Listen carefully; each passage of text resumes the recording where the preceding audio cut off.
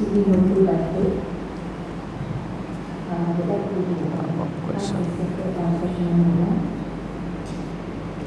is very hard to let go or don't have any expectation when practicing Karuṇā, especially towards the people that we are cared for or loved ones. Especially when we know that the compassion in the form of suggestion or advices are for their own goodness. Sometimes it might bring unhappiness, anger and frustration towards ourselves. How to get this through? How to prevent this to happen? Sadhu, sadhu, sadhu. I think we discussed that in the morning. We discussed that when it comes to practicing Karuṇā, you need to practice it with wisdom. Wisdom means you need to know the person. So how much help do I need to do for that person? There are different people in this society. We cannot do the compassion in the same way for, yes, although it is boundless, but different individuals matter.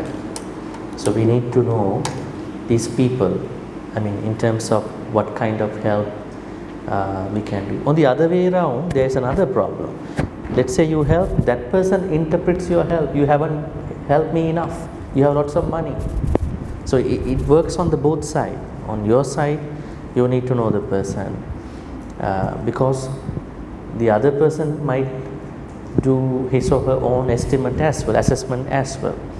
So to be on the safe side, I could say understand the person and what could be a help that is necessary you can do for that person without putting into a problem. So that is something I can say. Second is upekka part. Upekka means balance out the energy. Sometimes you are going to help too much without knowing the limit. The limit matters. Moderation, it matters. Then what will happen? You are in trouble. So I don't think it's difficult unless you understand and unless you don't understand the wisdom part of the compassion. So you have to do your own assessment with regard to how much and how I should do the help for the other person. Then you are good. But until you don't know that thing, it's challenging. So that's what I can say. Let's take one example. Let's say there is someone who is asking money from you, right? Borrowing money from you, saying that I will pay back to you, but he will never pay back to you. But you also know that that person is making a very medium income salary. He has 5 kids. Now you come up with a plan how to help this person. I know it's good to give money, but this person will never pay back, and also he is not taking care of the family.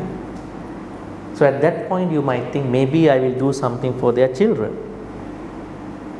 There are some people who are doing, maybe I buy milk powder for them, I buy some stationery for them. You still help, but you don't want to be caught up with somebody's negligence, false promises. Because if it keeps happening, you will hate your compassion. So that's why I say better to know the person and how much help and how should I do it and what way is a better way to do it, and to balance your Karuṇā energy. Sometimes some people are very much with Karuṇā energy. That is the very reason they are being misused by other people. They know you are very compassionate, they will take advantage from you. So any Buddhist shouldn't be a victim of their own spiritual progress, right? So that is the answer. We can discuss more with other questions. Yeah. Question number 2, Bhante. Bhante, why learn meditation and is it to prepare for one's last journey during our last breath? No. meditation is not done for a specific purpose. Meditation is done to cultivate kusala. I think you know what is kusala, right? What is kusala? May I know? Kusala. Huh? Wholesome. Wholesome. What are the wholesome deeds? Yeah, good means what good deed? Everything is for a person who is drinking alcohol is a good thing. I mean, it's very relevant. Relative answer. What are the kusala things in Buddhism exactly? There are 10, Bhante. 5% are kusala? There are 10. 10 kusalas. 10 kusala. 10 kusalas, 10 akusalas. So, being able to cultivate more kusala is meditation.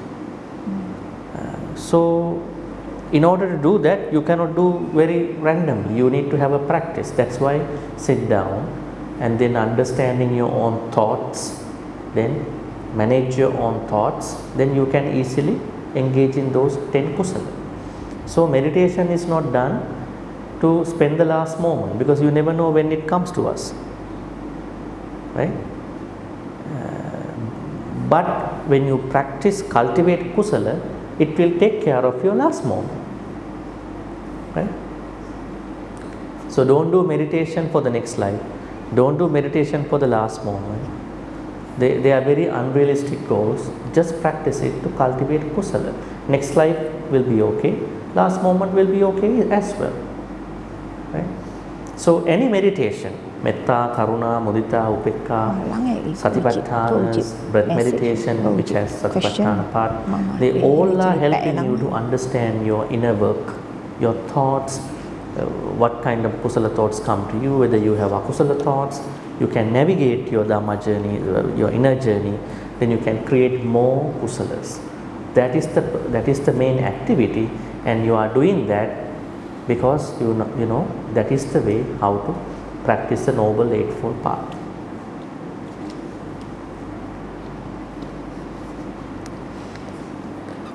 The third question, Bhante. Sukhi Hotu Bhante. Just now Bhante mentioned that one should have buffer on one's karuna. But how to know or practice that the buffer not to becoming a selfish act or intention, instead from protecting oneself from manipulated from others. Sadhu, sadhu. What if I ask you what is your buffer for eating habits? How would you answer that question to me? Are our eating habits all same? How much we eat? Or do I want to start with a soup, appetizer, entree or dessert? Or I want to start with a dessert, go back to a main course? Or I want to skip my lunch, I want to only have a heavy breakfast? Or I don't want to eat anything? Or maybe I eat only once a day? And the food, kind of the food we eat, kind of the drinks we have, is it same? It's very different. It is very dynamic.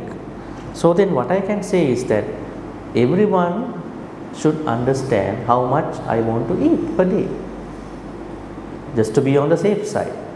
And then how often, right? And then you have your own dietary needs, depending if you have a sickness, right? So in the same way, I am telling you to have an emotional buffer means your practice should not be heavily depending on somebody. Your karuna should not be heavily depending on somebody, because if that person makes a mess on you, you will hate that person, you will hate your practice. So that's why I am saying, when you do something, don't be overwhelmed, just do it keeping a buffer, so then you are not going to do everything for that person. So you are safe. If something happens, you just deal with it easily. If something happened from that person, you deal with it. You are thinking, oh, I help, but I'm okay, just a normal help, reasonable help. But you are not going to be unhappy about your help at that point. Because there are people, when they want to help everything. And when one thing is going to give a bad time, they're going to hate that person, hate oneself, not even hate both of them, hate that good quality as well. Right? That's why I'm telling you, when you help try to create a certain safe space for doing kusala. But if you feel the person is good, very good, things are going well, then you do the whole thing, overall thing. But until you get there, it's better to keep a space. Normally we keep the space for the wrong people, right? I want to be safe. But I think it's better to keep space for everything. In a way, that space is depending upon you. Otherwise, if something happens, you will be very unhappy. It will cost you a lot spiritually, mentally, physically, emotionally. So that's why I say it's a shadow thinking. There's no emotional buffer somewhere, you can't find it out. It's a shadow space that you are creating. That's why when things go wrong, people are saying, how much have I helped you? I compromise you, I sacrifice, but you have not done anything to me. Or you have taken me for granted. Why is it? They have done it without creating a space. But you don't have to tell other people, I help you, but I have a safe zone. Don't tell people like that. So they are not happy at that point. How come you help me like that? You have to help me completely, right? So emotional buffer means a place that you are keeping for yourself in case something happens. You have space to recover, right? Like say for instance, this building has fire hydrants, if I'm not mistaken, right? Why do they keep fire hydrants? Will there be a fire zone? No, just for the safe space. In case that happens, there's a way for the people to come and do it, right? So we need that in our life. We need to have an emotional buffer, not even an emotional buffer for everything. Our studying, our health, eating habits, spiritual practice, because if you do more metta, no karuna, then you will be lost in the practice. Metta, karuna, metta, upekka.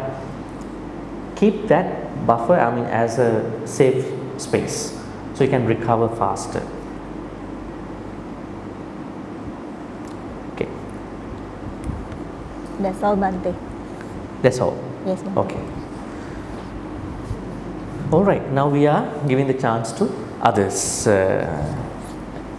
for asking questions. So Aaron will pass the mic and then the other mic to you. Any question about what we've been talking today? Maybe any questions you got?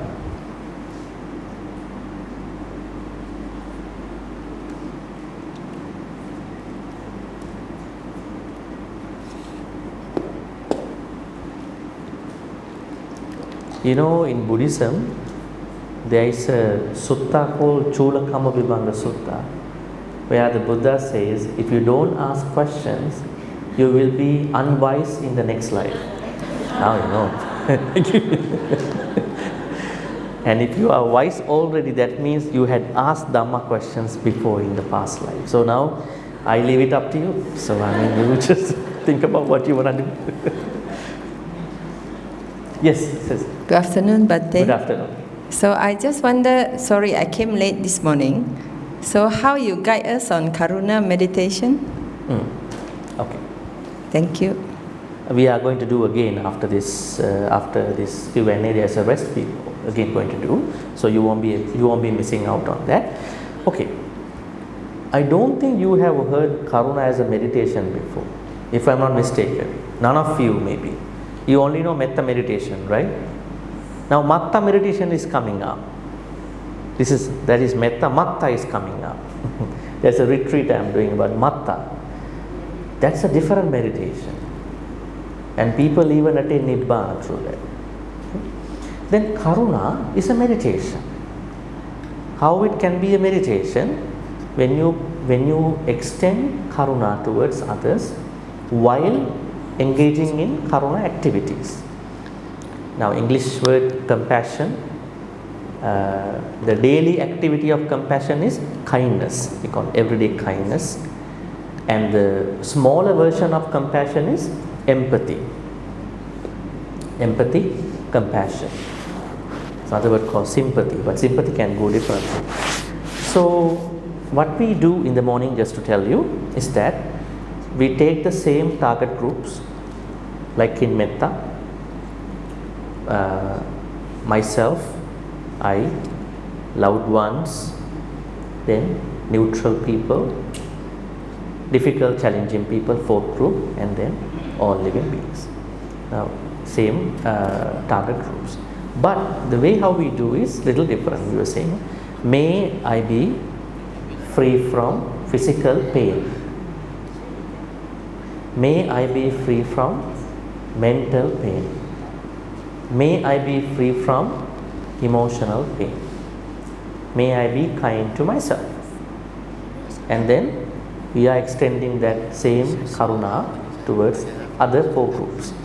May my parents, siblings, family members, friends, teachers, all the others in my loved one circle be free from physical, mental, emotional pain.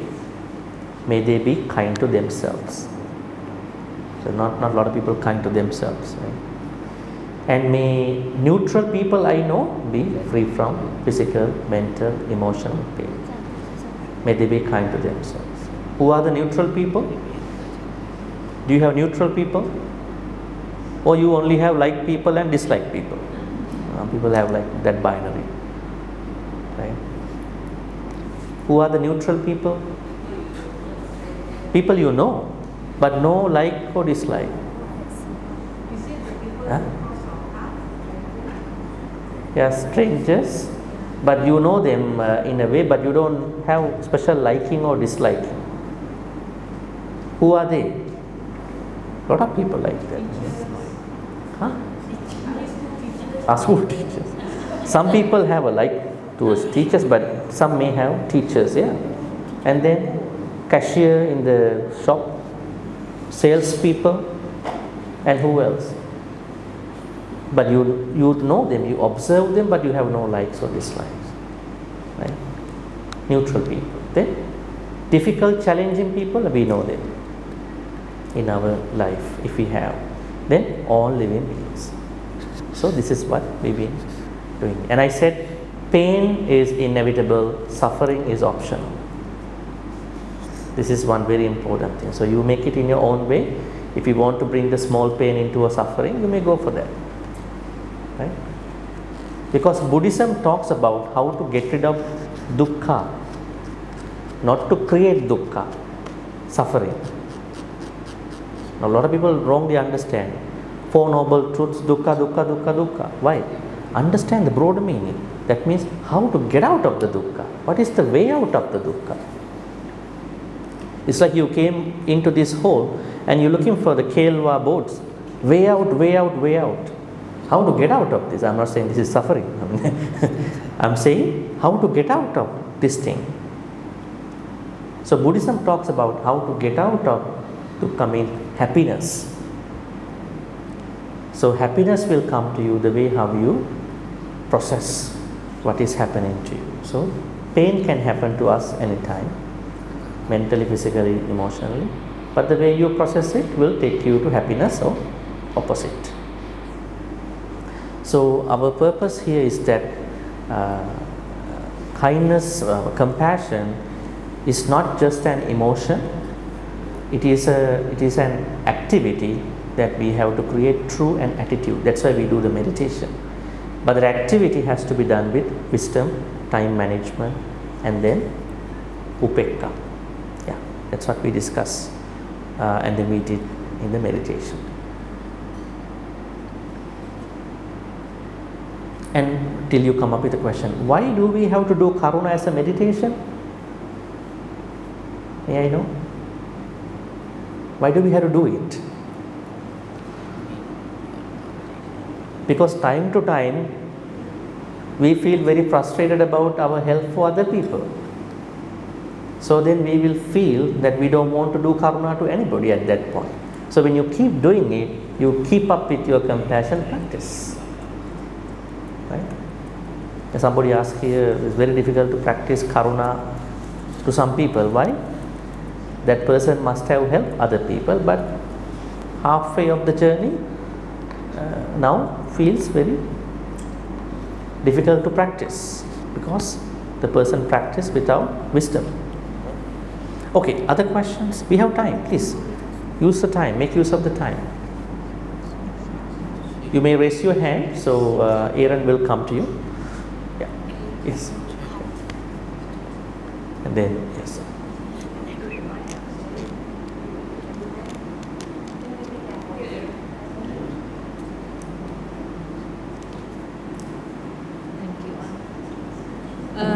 Thank you, Bhante. I noticed that in metta meditation, sometimes we say all beings, but over here I see is living beings. Is it Karuṇā one we have to do for living beings or all beings also? All living beings. All living beings, the beings that are living, huh? Yes. Okay. Living means not we see now. A lot of people die, Yeah. but they are living somewhere else now. So they also are living beings. So how about when we are doing the loved one, the ancestors? Yes. Also, we only see departed. we only saw the coffin and graveyard, but they have been reborn and reborn in many places. Maybe they are with us in different form. So they are living beings. Okay, thank you very much, Bhante. My experience is sometimes there is a case that compassion done, but it backfired to you. So it make me think over it. There must be something that I have not done right. Compassion done, it. Yes, then it backfired You. to myself. So the case is very simple. I was in Canada going for a Rocky Mountain. This couple flew in from Australia, old couple, and they came.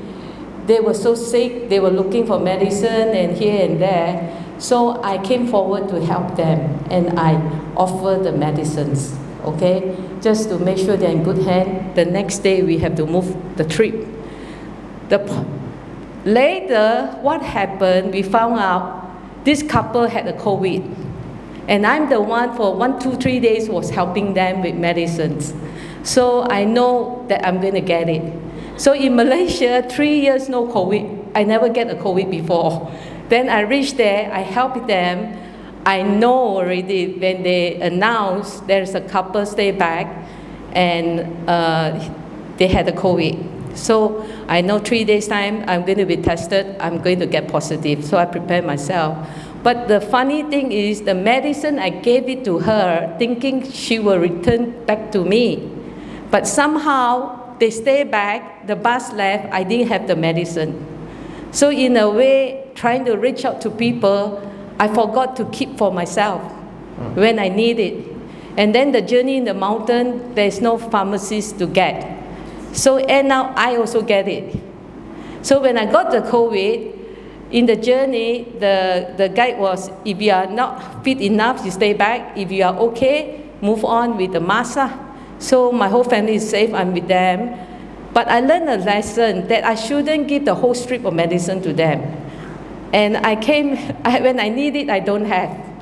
Then when I came back, the doctor here had to admit me in the hospital. I was shocked. They say your lung been a scar. There's a scar in it. You got to be admitted. So I went in. I was shocked. That then they told me you should take 2 tablets and you didn't take it a day. And now I didn't have the medicine. So I learned a lesson. Whether should I continue to help people when I brought the medicine for myself, but I gave it to them, and now I was backfired. So I thought, okay, I move on. It admitted a few days, and they cleaned out my lungs, and then later they told me, oh, it's okay. Then lately this year, I think last week I checked, oh, they say your lung, another hospital health checking, they found, oh, your lung is having issue, you got to check again. So I thought, what is happening? It could be my nephew also got it, first stage cancer. So I thought it could happen to me now. So I was thinking, wow, this is interesting. Compassion, then I really forgive the couple because they're in need of help. But now I learned a lesson that whether at that moment I should keep the medicine I didn't, but it's meant for me. So it's like you say, we set a boundary. Where is the boundary when I'm in action? But the blessing is I went for a check now every 6 months to check everything would be clear from recurrence or danger of having first-stage cancer. But there are cases happening like that post-COVID. I only have one COVID case, but that's from helping in compassion. So Bhante, that gave me a very strong thinking that I must learn something from here. That is it true that whether I never thought of keeping it for myself, but when I got it, I still think it's my journey that I have to face it. So Bhante, you give an insight that in future when we travel, we like to help, but where is it? Because I didn't know I go in the mountain, there is no pharmacies. Okay. Yeah, you guide her please. Normally, No, that time their flesh is so bad, so I give full missile. So the full missile I brought one box, actually is for me. The doctor also gave me some medicine to prepare. But the full missile was good. So in a way, they, end up I gave 10 without thinking that they won't join us in the group, and that medicine is with them. So that was really a lesson learned for me. My children say, no, Mom, you just give one tablet, you keep it for yourself next time. So that is next time, but not now lah. Now happened already. okay. So Bhante, you guide us, because this is for future, whether we really dive into compassion or we just hold back halfway. What do I do? Okay, interesting question. Normally we know this traveling culture encourages one thing: travel effortlessly, right? This is what airlines and aviation industry says. They want to take care of everything. But I would say travel wisely. Because why do we need to travel wisely? There are certain things that can happen to us. That's why they are saying get your medical insurances and all that. So you know the answer already, I think, right? Because buffer zone, definitely a buffer. Now, in that particular story, what I understand is that, are you talking Canada? Rockies, okay, Alberta, okay. So you are going to a foreign country, and you should keep some space for you in a way. You can't just do everything for somebody. That's what we've been talking here actually. So, and in a way we can't put blame on anybody, because we are the ones who gave everything to them, right? And it was their good time. It turned to COVID, right? So I think the lesson that you learn here is that next time be kind to you first before you help anybody else. So keep your tools ready for you in case something happens, and then on top of that think about helping someone, whether they are good people or bad people. This is the lesson. Not even traveling, anything else, money, other career help, food, right? Can be anything. There are some people who want to give their valuable things to other people. They don't even keep anything. Keeping something to you is not greed. It is kindness, because you have to keep something for you, your savings, your whatever other things. So I think it's a big lesson. I know what happened during that time. That must have shocked you, because no medications and then all that, and a country that is far away from here and all that. That must have given you some shocking waves. But the idea here is that next time keep something for you, especially with regard to medicine and other things, and on top of that, if you think it's a good time, help other people in that way. Yes. And another thing that we have is that we think just because we are good, we expect other people to be equally good to us. Don't expect that. Never expect that. Why we should think that way? People are very different in their life, right?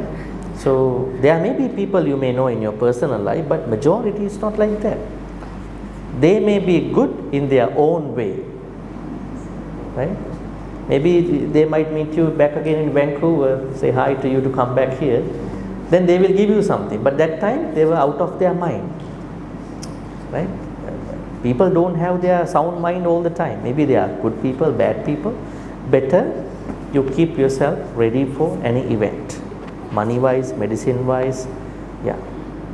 Otherwise, the cost will be medical, emotional, even you may have to pay from your life. It's very dangerous actually. Yeah. Now I tell you one Jataka story for this from the Buddha, from the Buddha's past life. You know the Guttila Jataka story? Guttila. Bodhisattva was a musician. He taught the wrong student. Very interesting, right? Normally we say teach the students. So Jataka story says never teach wrong students who do not supposed to get your knowledge. What happened? Teacher was challenged and student wants to destroy teacher's business.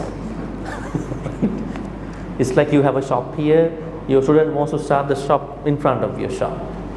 Same products, everything. So student had malicious thoughts. That's why in ancient Indian history they are saying teach good things to the right person. So they call it as esoteric teachings. Esoteric teachings. E-S-O-T-E-R. Esoteric. That means never teach the wrong people. That means even the knowledge you have to give to the right person. Don't give to all these people who are coming here and there. Give to the right people. Then they will learn, they will do the right thing. When we say Dhamma, we share the Dhamma. But those custom tailored advices, good advices should be given to the right person. Help the right person. Other people just do the normal help. But you have to keep yourself ready. That's the biggest lesson. And also don't expect other people to do the same thing. They might not be like that. But finally, I would like to say, never destroy your kindness and compassion. Whatever happened, keep that. How can you keep it when you only know who to help, how to help, and keeping your kindness to you? Then only you can keep it going. Otherwise, you will do everything in one moment. Then you are very unhappy, sad. What happened to me? Why they are doing like this to me? Right? Yeah. So keep the safe buffer zone for your. Yeah. Yes.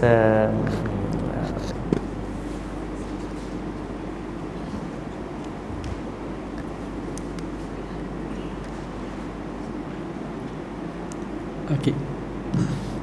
Yes, Bhante, then for this Karuṇā, then we have separated into three groups, actually myself and these neighbors and friends and close and the whole society. Right, then I think according to the previous discussion, this thing, right, sister told that she has given the Karuṇā, then she has given 0% herself and given the his whoever the mate friend, right, unknown friend for the 100% and given all the medicine for them. Then actually for this comparison, this one, and especially when we are for Jataka story, then this Gautama Buddha, then sometimes they sacrifice their lives, right?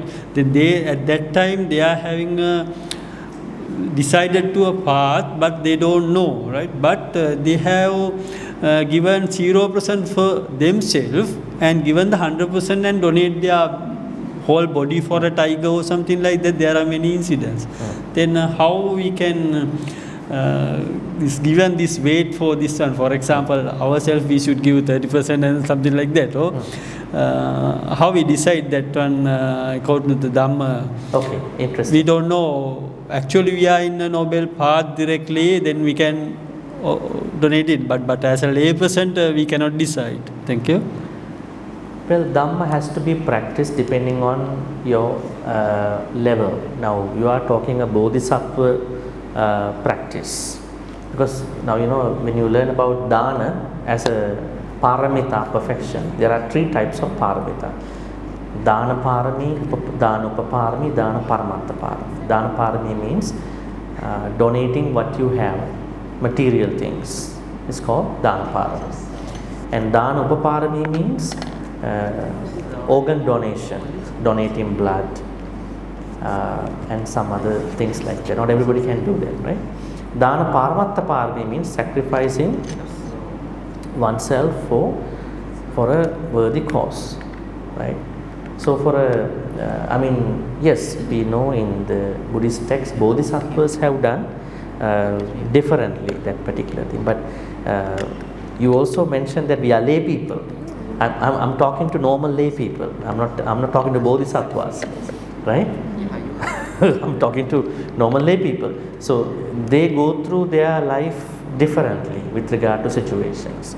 So I think my suggestion to you is that you need to keep a buffer till you get to a certain level at least, because you have to go through deal with many people in your life with regard to many things. Lucky that you were safe in that incident. Very good to hear that. Otherwise, don't know what you would have gone through at that point. But I don't think that you will cover it up with Bodhisattva thought because you will never bring Bodhisattvas to that experience because, right? So I think I still suggest it's better so then you are emotionally stable. Emotion is stable and you can understand people. Yeah. So how to understand is that is Bodhisattva's practice, this is lay people practice. So these are two practices. So Sometimes we are trying to hate some people, but unfortunately I don't know what is the reason they are karma. We couldn't support. we cannot support. Yeah. Example? What kind of that? I know several friends of mine in Sri Lanka, we are trying our best to get our, because our batchmate, right? We are trying to get in touch, but very difficult. Yeah, that's why. Financial and mentally, and he's now he lost his job and he's guilty, right? Yeah, because they have their own plans in their life. Maybe. No karma. No, don't say they don't have karma, so then you are making superior than them. You know? No. So rather you can think that some people don't know how to get help from other people too. Right? That's also an interesting thing. Sometimes you have a lot of good people around you, you need help, but you don't know how to get it done. In your case, that is what is happening. They have some issues too. But you ask him from your side, so I could say, do what you can do. Because you can't do a lot at that point. Sometimes they don't like you to help too. They have their own thinking. So do what you can do to them. Because what is important here is that your first, what you call self-compassion side. That is number one. Then interpersonal, then social compassion. Depending on how things work.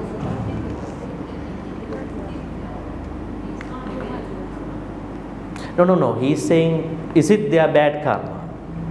I'm saying, don't worry about other people's karma. We mind about our own karma. That is our business. Other people's karma, we don't have to worry about. Because if you do your help, then whether you want to take it or not, it's their role. Right? But you feel, I have everything, I want to help you. You're not taking it. You have no good karma. Right? This is the normal thinking. Right? Because most Buddhists put everything to karma, right? Whether they don't know or not know, they put everything to karma. Yeah.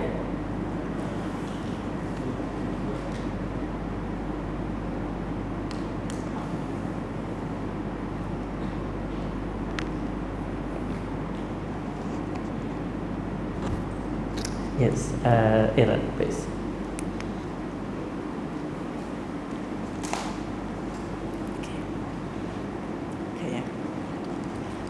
Bhante, I have a question. I apologize first. Probably you have taught it before and I may have forgotten. So my question is, when I hear about Karuṇā, it sounds very like metta. So now I'm confused. Metta and Karuṇā. Metta is also kindness. Karuṇā sounds like kindness too. Are you saying callous? kindness, Kindness. metta and Kindness. karuna. Okay. Kindness. Yeah. So is there a difference between these two? Definitely. I know where the problem coming from. Translation problem. Yeah, Loving yes. kindness. Actually, metta is not loving kindness. I mean, don't get misunderstood. Metta is unlimited friendliness. Because this is a Western translation. Love and kindness cannot go together in one point. So, metta is unlimited friendliness. You don't need to know other people to do metta. Right? You just do metta. May everyone be well, happy, peaceful. You don't need to know their hardships, their struggles. But karuna, you must know what is happening to them. So it's a big difference. So I would say karuna is more challenging than metta. Because you need to understand what's going on, at least to a certain extent. So I would translate metta is unlimited friendliness, karuna is compassion. So these are two qualities. Starting point is metta, then karuna. Mudita is more challenging, then upekka is the highest. Yeah. That's why we have problems with the translation. So we have to know. Yes, Aaron, please. Bhante, good afternoon. If you say metta and karuna is different, okay, then if let's say we are visiting sick people in the hospital, or we know that someone is sick, so, what should we do, metta or karuna? And if let's say we want to radiate metta, can we do from the distance, or we visiting them, we radiate in front of the patient itself in the hospital? And what kind of vicious word that we must talk to them? Like we know that they are terminal ill, there is no more hope already. But when we visit them, we cannot tell, oh, you're going to die or what. Of course, we have to say something good, but we know that if we say something, oh, you'll be well, you'll be okay tomorrow. And then that means we are lying already. So should we talk the truth that, oh, your illness can't be helped anymore, and prepare for your last moment, or we have to keep on giving them hope? Thank you, Bhante. Okay, once again, this is between what you know, what you can do, and what you came to know today, and now you are thinking what to do.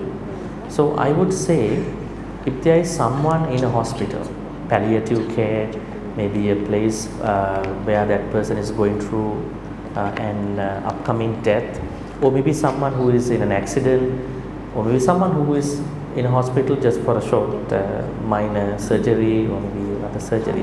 What we can do is that lot of things at the same time. You cannot single out that is only metta. Actually, it's karuna, because you feel the pain. This person is bedridden now, so I need to understand their pain. I just maybe what I can do for that person. Maybe you are concerned about what that person eats and drinks, right? Normally, I don't know how it is working here. Some people want to make food, maybe buy something. So that part is karuna, because you make a certain assessment about what I can do for those people. Metta, on the other hand, means that a general wish. Metta is a general wish. It can be unidentified, undefined wish. Karuna cannot be unidentified. It must be identified, because you must put yourself in other people's shoes, right? It doesn't mean that you are going to the hospital, how much pain you got. May I know how much pain you got? You are not a doctor, but you feel something different happening to this person, right? And I feel like, a lot of things are happening. Is on oxygen thing. A lot of things happening. Definitely must be suffering a lot, more suffering than me, more pain than me. So you want to think about, imagine the situation. Now what can I do? Do I just sit behind this person and say, may you be well and happy? I think that's enough. That's not enough.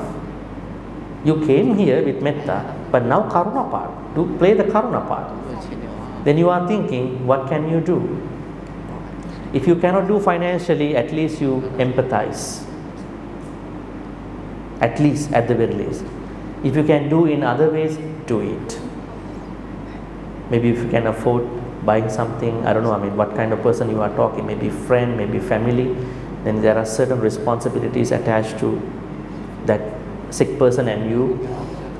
Maybe you support, maybe you buy something, maybe you make some food for that person, if it is possible. So, I would tell you, metta is the starting point because it's a normal general practice. Karuna is a practice that you are doing with metta. So both can be done or have to be done in that scenario when you see that kind of a sick person or anybody else, challenging person.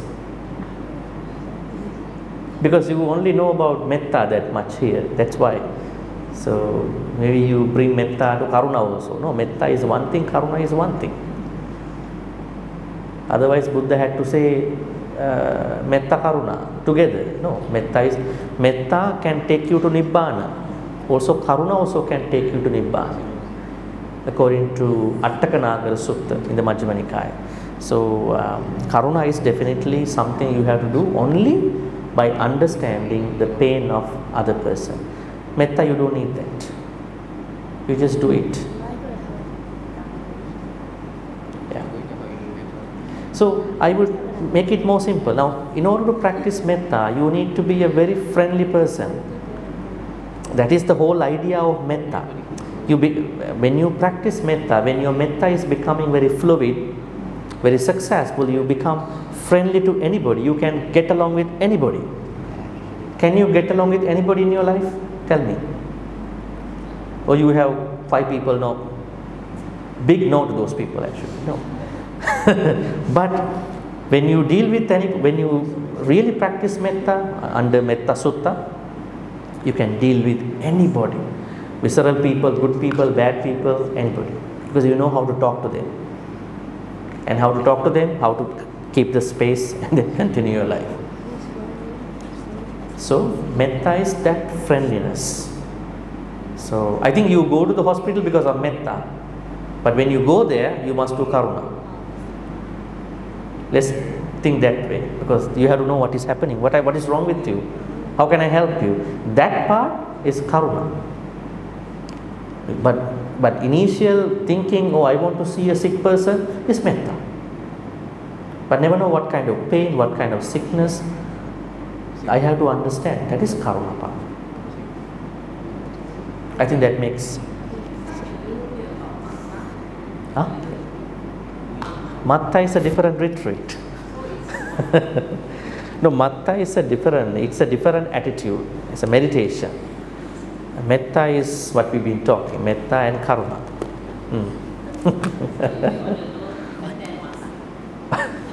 You know the answer. Yes, say. Huh?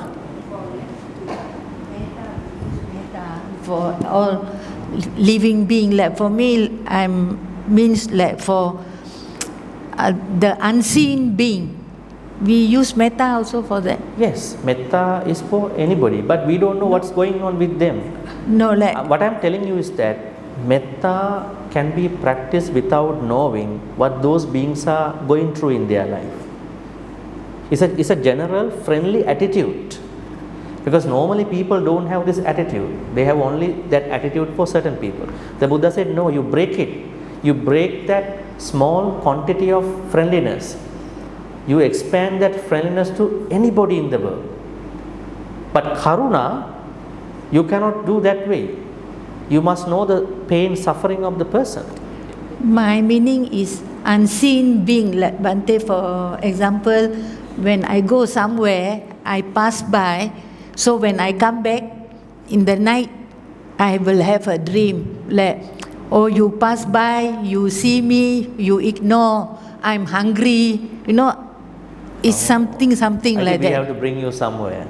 A lot of people need your help. Yes, if that happens to you, many times. So what I do, I just cook some food, I offer dana, and when offering time, I just say this merit go to. Now what you are saying is you are going to a different new place. Yeah, and many time I got this Bhante. You go to a new place, and when you come back home, then that night you see certain beings in dream. That means you, in other way, you brought them back to your place, right? I mean, if that is true, they have followed you, because 100 people go, they don't come with 99 people, they come with you. Well, it's something alarming in a way.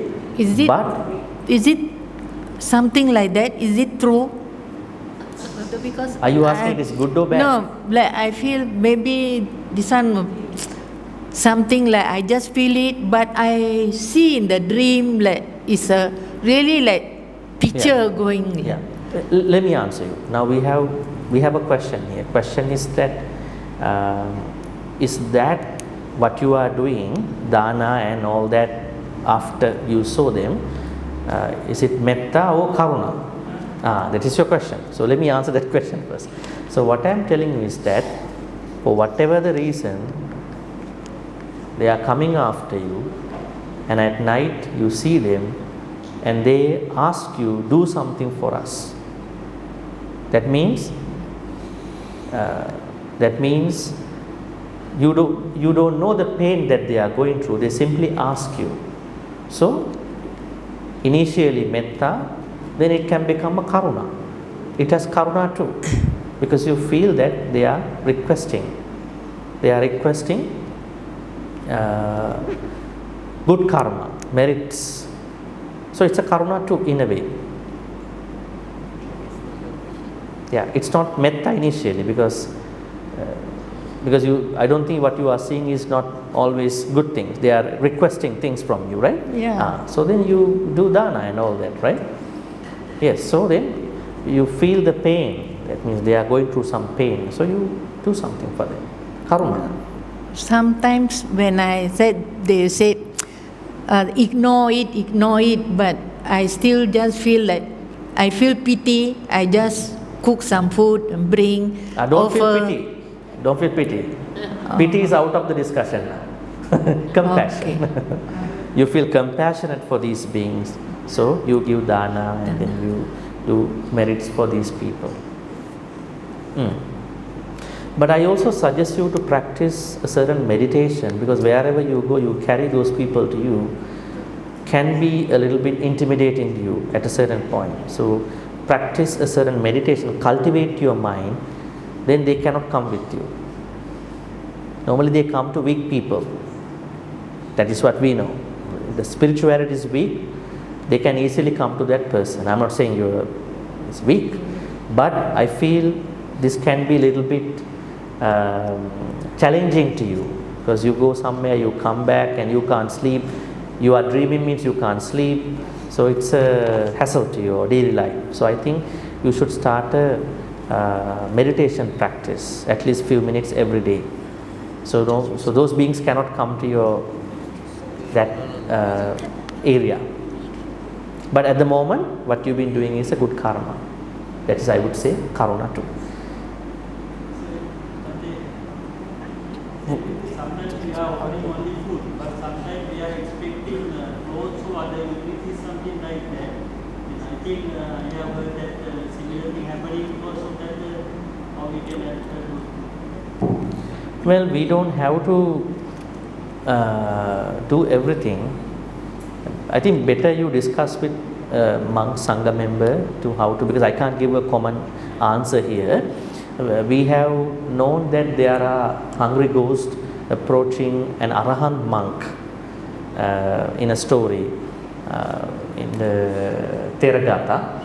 It says one arahant monk was approached by his brother, hungry ghost, his brother, and then he told arahant monk, Bhante, I am your brother who passed away a few days ago, and I am living with your mother, father, they also hungry ghosts. What about Arahant's mother, father, brother all became hungry ghosts? Think about us, right? We have no way out. So then he asked, what can I do for you? He said, we are naked, so we need clothing. Then next day he asked his devotees to give a dana and offered some clothing, some robes to other sangha members.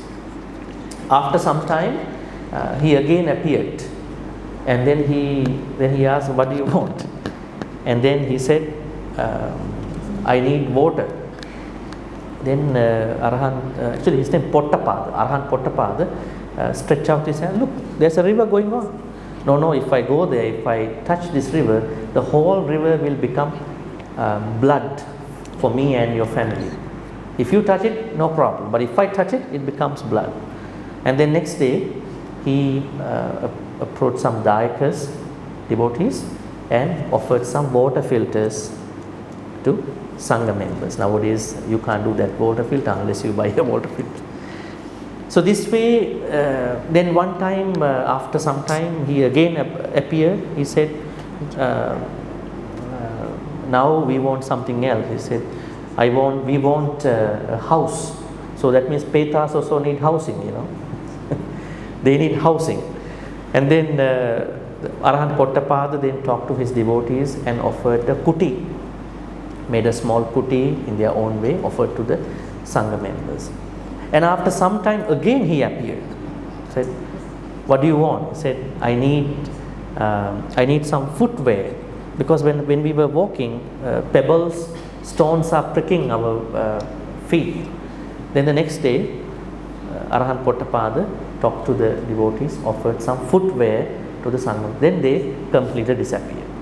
Now according to this story, what you're saying, yes, some Petas might approach as such. But it's a very case by case thing to understand. So yes, sister. Good afternoon, Bhante. Bhante, I would like to find out how to practice Karuṇā towards those criminals, like for example those who kill people. Yeah, thank you. I would like to find out more. Thank you. Okay, so according to many texts, what we know is that when someone is engaging in a criminal activity, we know something inevitable. What is it? We know you are going through punishment in this life, and on the other hand, you will go through bad karma effects.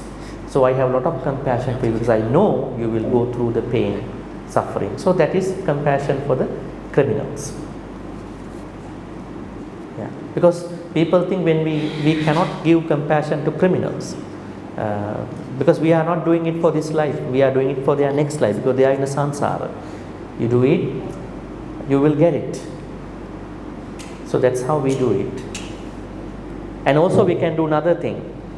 I have a lot of compassion for your next life, that you will go through this pain, and also I make a wish for you.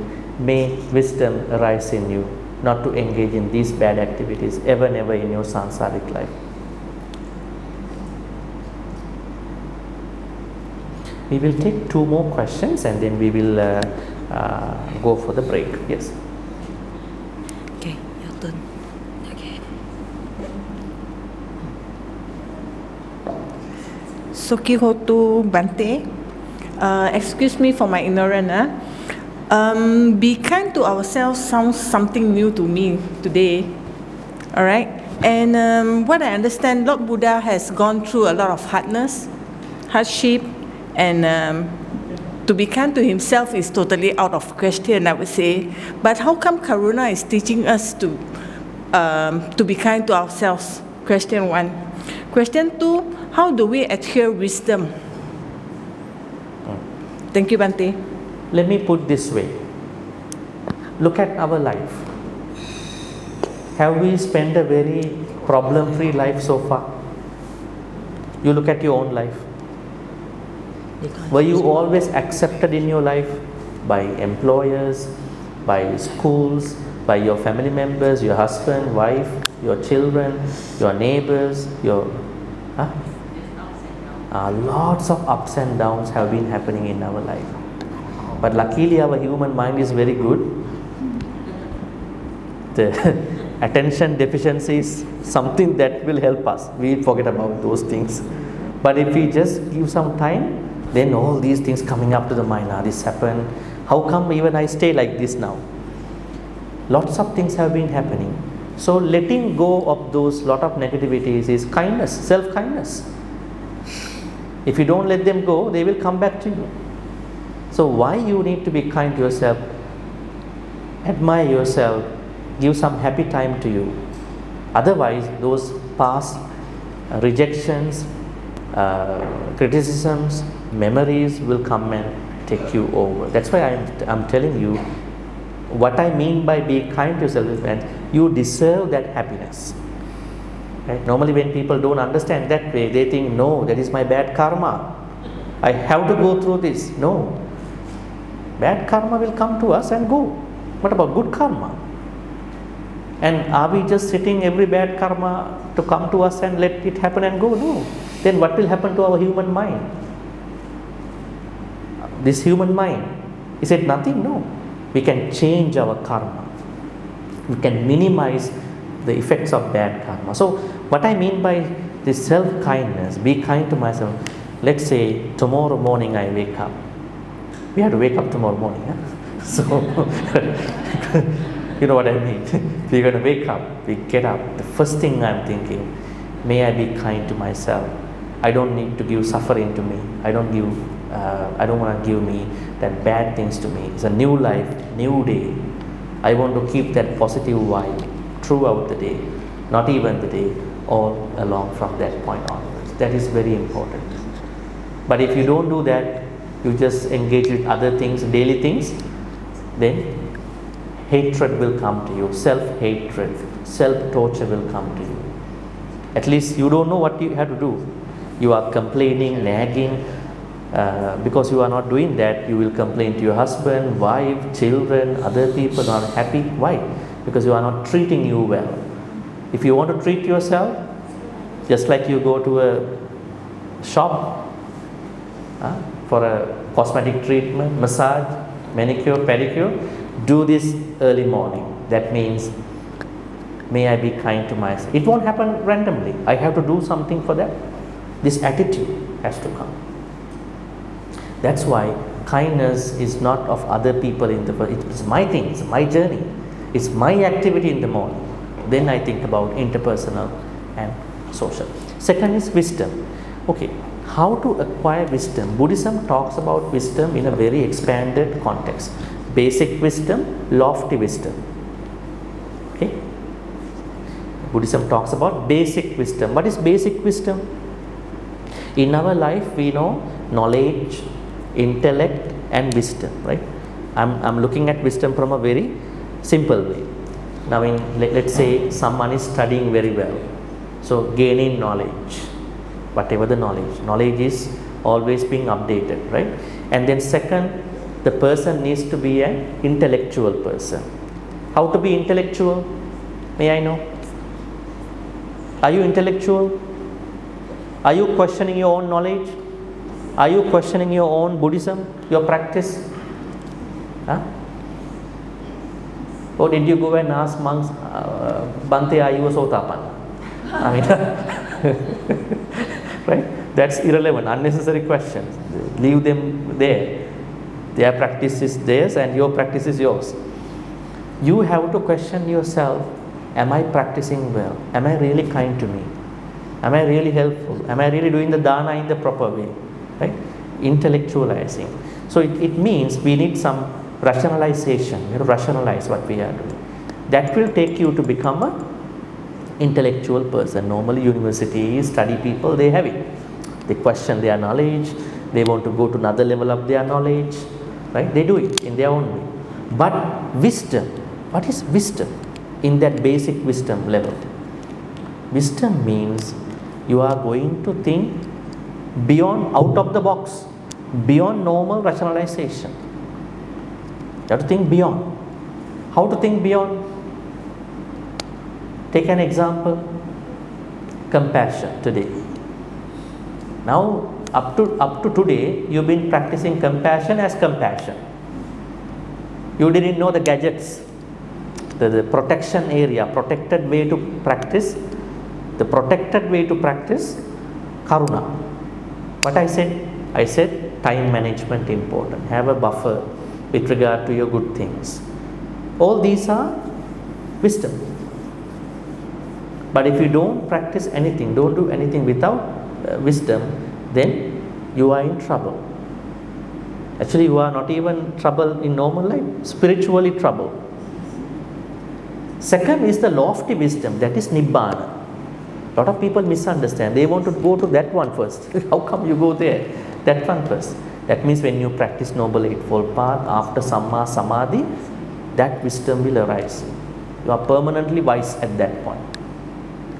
When you become an Arahant, you are not going to be wise again. Why? You are automatically wise. But now we have to be wise all the time. Right? So that is how we look at it. So what I can tell you is that try to know the particular things with regard to any good activity you need to. That is wisdom to you. Let's say another example, mudita. Mudita means altruistic joy.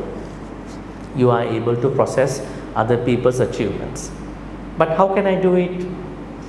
I do in the retreat very well. Then after 2 days I go home. Then you hear on Facebook somebody is doing really well, better than you. How come?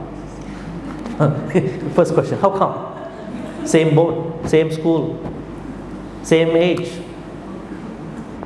How come is the truth? It should happen. So I am happy. I mean, this is your own way. I am going on my own way. I make my own progress. I might be a little late, but I am not stuck. I am not stuck in my life. I am going in a fluid way. I might be a little late, right? But I am making the progress.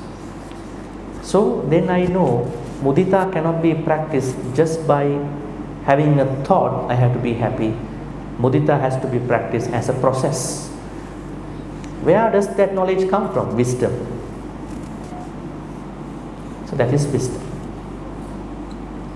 Alright, any other questions? Can have the last question.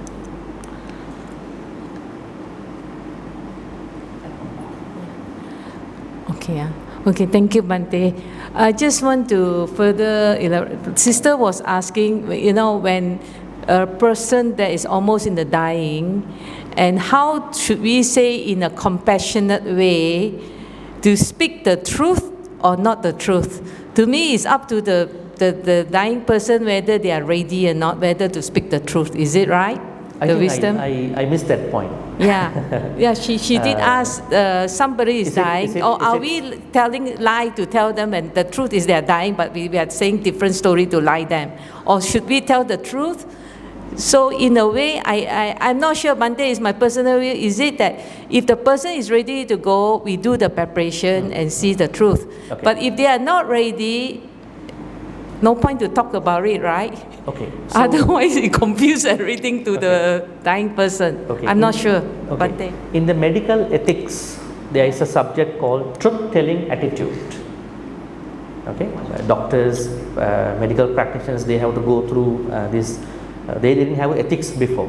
They only had this GP understanding, but they have something called truth-telling attitude under medical ethics, especially getting the disclaimer, getting the consent and all that. So we understand in Western perspective, doctors are telling directly to the patient, you have stage 4 breast cancer. You like it or not, you have it. You prepare for it. It doesn't mean that you start drinking all the soda drinks from that day, eating all the junk food on that day. But that's what they do. But in Asia, we have a different way to look at it. Sometimes the cancer has been very aggressive. It's not malign anymore. It has been very aggressive. And then, I know some families, especially in Sri Lankan context, they don't even tell their beloved one, you have cancer. Because that is their own culture. Maybe the doctors even won't tell them. So, truth has to be told, not technically all the time. Now your question is, someone is dying, I have to tell you that you are dying. So why should I tell you are dying? You are dying anyways. Right? I want to help you die peacefully. If I say anything good or bad, if that causes him or her to be worried about something, I think I'm making a big problem to that person's next life. Right? So just because I want to be a good person, I have to speak up and say, hey, you are dying now. Huh? Just because I want to protect my ethics. No, I have to concern about other person. So, if he or she is in good care, good medical care, I think what we need to do as Buddhists is to help him or her remember good karma she or he may have done. See, you have done dana, you have supported these sangha members, the temples, orphanages, all that, just to make that person happy. Then that person happily die. Buddhists are for the most time unhappily die. Why is it? Now in Christianity, they say the God will forgive even the criminal. The criminal also dying with happiness, right? So God will take care of me. He won't let me down, right? But the Buddhists, no. Buddha won't come to you. The Buddha will never come to you. You own your karma. If you done bad karma, you knock off from this thing. So that's why we have to tell them, if the Buddha is not coming to you, right, then how to help someone die peacefully? We have to, if that person cannot understand, then we have to tell, you have done all the good things, let that person happily finish this life. Actually, we also don't want to say die, we don't die actually. Buddhists don't die. Because if they are dying, nothing should go to the next life. Physically, because what is a death in life? It's also a very problematic question for us. Why? Now we know